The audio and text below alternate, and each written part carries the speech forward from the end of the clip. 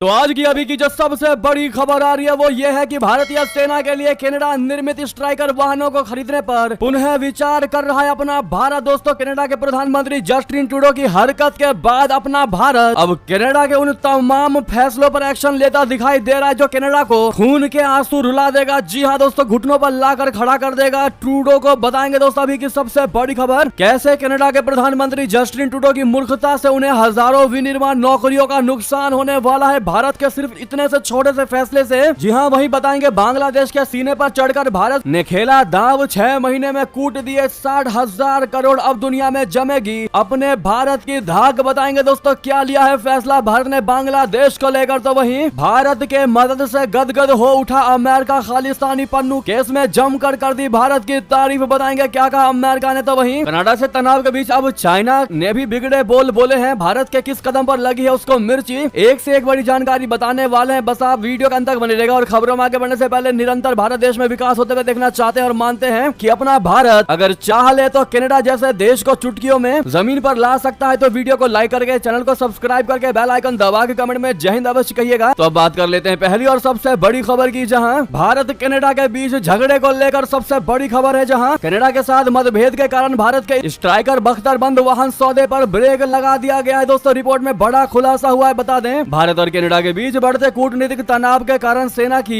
Ontario निर्मित striker बख्तरबंद वाहन खरीदने की योजना प्रभावित हुई है। जैसा कि 17 अक्टूबर को इकोनॉमिक टाइम्स ने रिपोर्ट में बताया है। अखबार ने बताया कि पैदल सेना के बख्तरबंद वाहन सैन्य उपकरणों के संयुक्त उत्पादन के लिए नई दिल्ली और वॉशिंगटन के बीच चर्चा का हिस्सा थे। वाहन के लिए बातचीत, जिसका इस्तेमाल मुख्य रूप से अमेरिकी द्वारा किया जाता रहा है, आगे बढ़ रही थी। ईटी ने एक अनाम वरिष्ठ अमेरिकी अधिकारी का हवाला देते हुए बताया। दोस्तों, रिपोर्ट में कहा गया है कि वाहनों का निर्माण general dynamics land systems Canada यानी GDLSC द्वारा किया जाता है और भारतीय सेना लद्दाख में आगे के क्षेत्रों में उनका इस्तेमाल करना चाहती थी। स्ट्राइकर बख्तरबंद वाहनों के सौदे पर 2023 में आयोजित 2+2 बैठक के दौरान सहमति बनी थी। इस सौदे में बाधा तब आई जब कनाडा के प्रधानमंत्री जस्टिन ट्रूडो ने कहा कि भारत का मानना है कि कनाडा हिंसा या आतंकवाद या घृणा को बढ़ावा देने को गंभीरता से नहीं लेता, क्योंकि उन्होंने तीसरे देश के खिलाफ हिंसा और आतंकवाद का समर्थन करने वालों के खिलाफ कार्रवाई न करने के लिए अपनी सरकार की मूलभूत जिम्मेदारी का हवाला दिया। संघीय चुनावी प्रक्रियाओं और लोकतांत्रिक संस्थाओं में विदेशी हस्तक्षेप की सार्वजनिक जांच के समक्ष गवाही देते हुए ट्रूडो ने बुधवार को कहा कि कनाडा सरकार ये पता लगाने के लिए भारत से मदद मांग रही है कि कथित हस्तक्षेप और हिंसा किसी दुष्ट तत्व द्वारा की गई थी या सरकार में किसी उच्च पदस्थ व्यक्ति द्वारा निर्देशित थी। जब ट्रूडो से पूछा गया कि कथित हस्तक्षेप किसी दुष्ट तत्व द्वारा किया गया था या भारत के जिम्मेदार सदस्यों द्वारा अधिकृत था, तो उनके पास कोई स्पष्ट जवाब नहीं था। ऐसे में दोस्तों, पिछले 1.5 साल से जो लगातार कनाडा भारत पर बेबुनियाद आरोप लगा रहा है, दोस्तों अब भारत ने राजनयिकों को निकालने के बाद ये सैन्य उपकरणों को लेकर बहुत बड़ा फैसला ले लिया है। भारत सेना के लिए कनाडा निर्मित स्ट्राइकर वाहनों को खरीदने पर रोक लगा दी है। जी हाँ दोस्तों, यानी कि कनाडा के प्रधानमंत्री जस्टिन ट्रूडो की मूर्खता से उन्हें हजारों विनिर्माण नौकरियों का नुकसान उठाना पड़ेगा और भारत ने यह कदम उठाकर जस्टिन ट्रूडो को इतनी बड़ी सजा दे दी है दोस्तों कि उनको घुटने पर आना ही पड़ेगा और भारत से माफी मांगनी पड़ेगी, क्योंकि जो भी देश भारत से खफा हुआ है उसने उल्टा अपने ही पैर पर कुल्हाड़ी मारी है, ये इतिहास बताता है। बहरहाल आपकी राय तो बनती है भारत के इस फैसले को लेकर। तो वहीं आपको बता दें, बांग्लादेश के सीने पर चढ़कर भारत ने खेला दांव। 6 महीने में कूट दिए 60,000 करोड़, अब दुनिया में जमेगी धाक। दोस्तों, कहते हैं कि एक का नुकसान दूसरे के लिए फायदा बन जाता है। बांग्लादेश में जून से शुरू हुए राजनीतिक संकट और तख्ता पलट के बाद उपजी आपदा भारत के लिए अवसर बन गई। दुनिया भर में कपड़ा उद्योग के लिए मशहूर बांग्लादेश को इस ताजा घटनाक्रम से काफी नुकसान हुआ, तो दूसरी ओर भारत ने इसका जमकर फायदा उठाया। हाल ही में जारी आंकड़े साफ बताते हैं कि कैसे बांग्लादेश संकट के बाद भारतीय कपड़ा उद्योग ने रफ्तार पकड़ी है। वाणिज्य मंत्रालय ने गुरुवार को बताया कि वैश्विक अनिश्चितताओं के बावजूद देश का परिधान निर्यात चालू वित्त वर्ष 2024-25 में अप्रैल सितंबर के दौरान 8.5% बढ़कर $7.5 अरब, करीब 60,000 करोड़ रुपए हो गया है। वाणिज्य मंत्रालय के अनुसार सितंबर में भी तैयार परिधानों का निर्यात 17.3% बढ़कर $1.11 अरब पहुंच गया है। जी हाँ, परिधान निर्यात संवर्धन परिषद यानी AEPC के चेयरमैन सुधीर शेखरी ने कहा कि भारत एक विशिष्ट स्थिति में है जहां आयात पर निर्भरता कम है, फाइबर से लेकर फैशन तक संपूर्ण परिवेश मौजूद है। यानी कि भारत के ये लगातार लिए गए फैसले बांग्लादेश के सीने पर चढ़कर बहुत बड़ा खेल खेल दिया है। दोस्तों, ऐसे में मेरा भारत महान कहना बिल्कुल मत भूलिएगा आप लोग, और सामने लाइक का बटन अभी तक लाइक नहीं किया तो प्लीज दबा दीजिए लाइक का बटन, हमें सपोर्ट मिलेगा। साथ ही साथ बता दें, अब बात कर लेते हैं अमेरिका से, जहां खालिस्तानी को लेकर खबर, संतुष्ट है हम। जी हाँ, कहा अमेरिका ने ये बात भारत की मदद से गदगद हुआ। अमेरिका खालिस्तानी पन्नू केस में जमकर की भारत की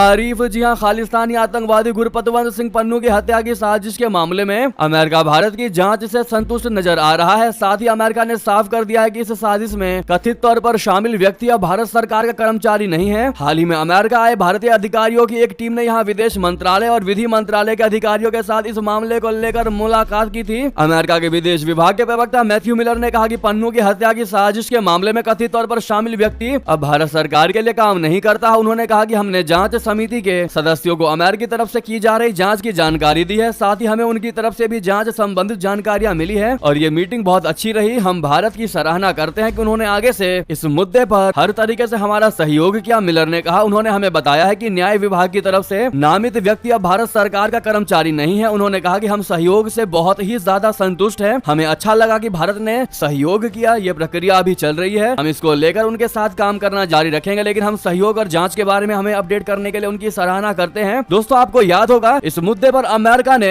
अजीत डोभाल जी का भी नाम लिया था और माना यह जा रहा था कि अगर अमेरिका जाते हैं अजीत डोभाल जी तो उनको वहां गिरफ्तार किया जा सकता है। लेकिन अमेरिका द्वारा अब इस बयान ने क्लियर कर दिया है कि भारत का कोई लेना देना नहीं था पन्नू पर अटैक को लेकर और अब सारी चीजें क्लियर हो चुकी है। ना भारत को अमेरिका से कोई शिकायत है, ना ही अमेरिका को भारत से कोई शिकायत रह गया इस मामले में। जी हाँ दोस्तों, इस पर आपकी राय तो बनती है। तो वही बात करते हैं अब कनाडा को लेकर, जहाँ बेगाने की शादी में अब्दुल्ला दीवाना, ये मुहावरा बिल्कुल सटीक बैठता है चाइना पर, जहाँ पर चीन का कोई लेना देना नहीं है कनाडा भारत वाले मुद्दे में, लेकिन जबरदस्ती अपना टांग अड़ाता नजर आ रहा है चाइना और भारत को ज्ञान देने की कोशिश कर रहा है। कनाडा से तनाव के बीच चीन बिगड़े बोल का इस्तेमाल कर रहा है। आखिर किस बात पर लगी है उसको मिर्ची, आपको बता दें। भारत और कनाडा के बीच तल्खी बढ़ने के बाद अब चीन ने भारत को ताइवान के मुद्दे पर नसीहत दी है। दोस्तों, जो पड़ोसियों को परेशान करता है, जो निर्दोषों की हत्या करता है, वो भारत को ज्ञान देने की कोशिश कर रहा है, भारत को नसीहत देने की कोशिश कर रहा है। दोस्तों, चीन ने गुरुवार को भारत से ताइवान मामले पर सोच समझकर चलने की बात कही है। चीन की यह टिप्पणी मुंबई में ताइवान के एक और वास्तविक वाणिज्य दूतावास के खुलने के बाद आया है। चीन ने कहा है कि इस कदम से चीन और भारत के संबंधों के सुधार की कोशिशों में रुकावट आ सकती है। गुरुवार को चीन के विदेश मंत्रालय के प्रवक्ता माओ निंग ने एक प्रेस कॉन्फ्रेंस में कहा कि चीन किसी भी ऐसे देश द्वारा ताइवान के साथ आधिकारिक संपर्क स्थापित करने के कदम का विरोध करता है जिसके साथ चीन के संबंध है। गुरुवार को माओ ने कहा कि चीन ने भारतीय पक्ष के सामने यह मुद्दा उठाया है। भारत ने वन चाइना पॉलिसी के प्रति राजनीतिक प्रतिबद्धता दिखाई है और ये चीन भारत संबंधों की राजनीतिक नींव है। दोस्तों, वहीं बता दें, शेख हसीना के खिलाफ अरेस्ट वारंट जारी, बांग्लादेश की पूर्व पीएम को ढाका वापस भेजेगा क्या भारत? बढ़ने वाला तो है तनाव। जी हां, बांग्लादेश के अंतर्राष्ट्रीय अपराध प्राधिकरण ने पूर्व प्रधानमंत्री शेख हसीना के खिलाफ अरेस्ट वारंट जारी किया है। शेख हसीना के अलावा 45 लोगों के खिलाफ भी अरेस्ट वारंट जारी किया गया है। इसमें शेख हसीना की पार्टी अवामी लीग के शीर्ष नेता भी शामिल हैं। इस प्राधिकरण को शेख हसीना ने ही बनाया था ताकि साल 1971 में पाकिस्तानी सेना के नरसंहार में मदद करने वाले लोगों के खिलाफ कार्रवाई की जा सके। अब इसी प्राधिकरण का इस्तेमाल करके मोहम्मद यूनुस की कार्यकारी सरकार ने शेख हसीना के खिलाफ गिरफ्तारी वारंट जारी करा दिया है। शेख हसीना इस समय भारत में शरण लिए हुए हैं और अब बांग्लादेश की सरकार भारत से अवामी लीग की नेता को प्रत्यर्पित करने की मांग कर सकती है। शेख हसीना के छात्रों के आंदोलन के दौरान कथित रूप से मानवता के खिलाफ अपराध में कनेक्शन के आरोप में यह अरेस्ट वारंट जारी किया गया है। इस प्राधिकरण ने सरकार से कहा है कि वो शेख हसीना और 45 अन्य लोगों को अरेस्ट करके 18 नवंबर तक पेश करे। जिन लोगों को अरेस्ट करने का आदेश दिया गया है उनमें शेख हसीना सरकार के कई मंत्री भी शामिल हैं। इस बीच बांग्लादेश में अवामी लीग समर्थक फांसीवादी न्यायाधीशों को हटाने की मांग को लेकर छात्रों के विरोध प्रदर्शन के बीच उच्चतम न्यायालय ने उच्च न्यायालय के 12 न्यायाधीशों को न्यायिक गतिविधियों से बुधवार को निलंबित कर दिया। अब दस्त प्रधानमंत्री शेख हसीना के नेतृत्व वाली अवामी लीग सरकार का विवादित आरक्षण प्रणाली के खिलाफ बड़े पैमाने पर विरोध प्रदर्शन के बाद अगस्त में पतन हो गया था। हसीना 5 अगस्त को प्रधानमंत्री पद से इस्तीफा देने के बाद देश छोड़कर चली गई थी। दोस्तों, वहीं आपको बता दें कि बांग्लादेश का तालिबानीकरण करता दिखाई दिया है। मोहम्मद यूनुस संस्थापक मुजीब और मुक्ति संग्राम से जुड़े सभी राष्ट्रीय दिवस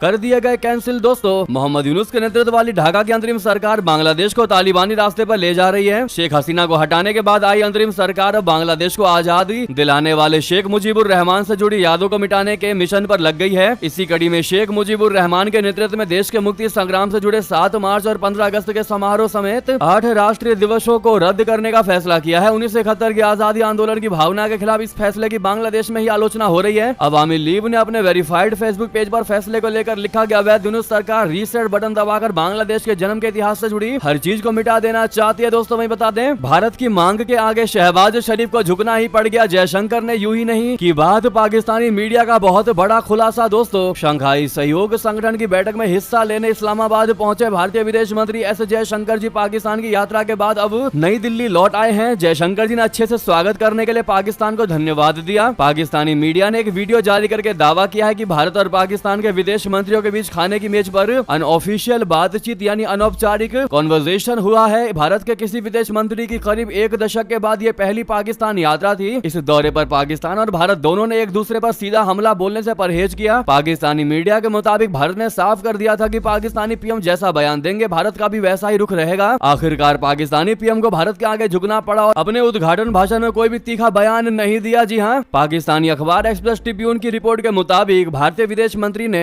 इस्लामाबाद आने से पहले साफ कर दिया था कि वो कोई भी द्विपक्षीय बातचीत नहीं करेंगे। इसके बाद जयशंकर जी और पाकिस्तानी डेप्यूटी पीएम और विदेश मंत्री इशाक डार के बीच खाने की मेज पर बातचीत हुई। तो वहीं नवाज शरीफ ने एससीओ समिट शुरू होने से ठीक पहले एक इंटरव्यू में भारत से रिश्ते सुधारने की गुहार लगा दी। विश्लेषकों का कहना है कि नवाज शरीफ के अनुरोध और पाकिस्तानी पीएम शहबाज शरीफ के तीखे बयान नहीं देने के बाद यह अनौपचारिक बातचीत संभव हुई। जी हाँ, उल्टा जयशंकर जी ने दोस्तों शहबाज शरीफ को पूरे पाकिस्तान को आतंकवाद के मुद्दे पर खरी खोटी सुनाई है एससीओ मीटिंग में, जो कि दर्शाता है कि भारत सही बात कहने में कभी भी नहीं हिचकता। जी हाँ, वहीं आपको बता दें, लेकिन दोस्तों वीडियो को आपने लाइक नहीं किया अभी तक तो लाइक प्लीज करिएगा। हम बार बार आपको याद दिला रहे हैं, हो सकता है आप भूल गए हो, लाइक करना लाइक कर दीजिए दोस्तों। साथ ही साथ बता दें, विवादित द्वीप पर पहुंचा जापान का जहाज तो भड़क गया चाइना। समुद्र में फिर एक बार तनातनी देखने को मिली है, जहां चीन ने कहा यहां से बाहर निकलो वरना। बता दें, जापान और उसके पड़ोसी देश चीन में एक बार फिर से तनातनी तलखी का माहौल देखने को मिला है। चीन के तटरक्षक बल ने गुरुवार को जानकारी देते हुए कहा है कि उन्होंने जापान की एक मछली पकड़ने वाली नाव को देश के क्षेत्रीय जल से बाहर जाने का आदेश दिया। वो गैर कानूनी रूप से पूर्वी चीन सागर के विवादित द्वीपों के आसपास के क्षेत्र में प्रवेश कर गई थी। इस द्वीप समूह को चीन डियायू द्वीप और जापान सेनकाकू द्वीप कहता है। चीन के तटरक्षक बल के प्रवक्ता लियू देजुन ने बयान जारी करके कहा कि उन्होंने कानून के अनुसार आवश्यक नियंत्रण उपाय किए, जहाज को चेतावनी दी और उसे खदेड़ दिया। यह घटना 15 से 16 अक्टूबर के दौरान डियायू द्वीप के आसपास के पानी में हुई थी। लियू ने जापान से इन जल क्षेत्रों में सभी अवैध गतिविधियों को तुरंत रोकने की अपील की है। वहीं बता दें, ऑक्सफोर्ड चांसलर बनने का सपना देख रहे इमरान खान को लगा तगड़ा झटका, रेस से हुए बाहर। भारतीय मूल के 3 नाम हुआ शामिल। जी हाँ दोस्तों, पाकिस्तान के पूर्व प्रधानमंत्री और पीटीआई नेता इमरान खान को एक और बड़ा तगड़ा झटका लगा है। ब्रिटेन की ऑक्सफोर्ड यूनिवर्सिटी ने जेल में बंद पाकिस्तानी नेता का नाम चांसलर पद की रेस में ही शामिल नहीं किया। ऑक्सफोर्ड यूनिवर्सिटी ने चुनाव के लिए योग्य उम्मीदवारों की सूची जारी की है, जिसमें इमरान खान का नाम शामिल ही नहीं है। इसके पहले पाकिस्तान की जेल से इमरान खान ने यूनिवर्सिटी के चांसलर पद के लिए आवेदन करके सभी को चौंका दिया था।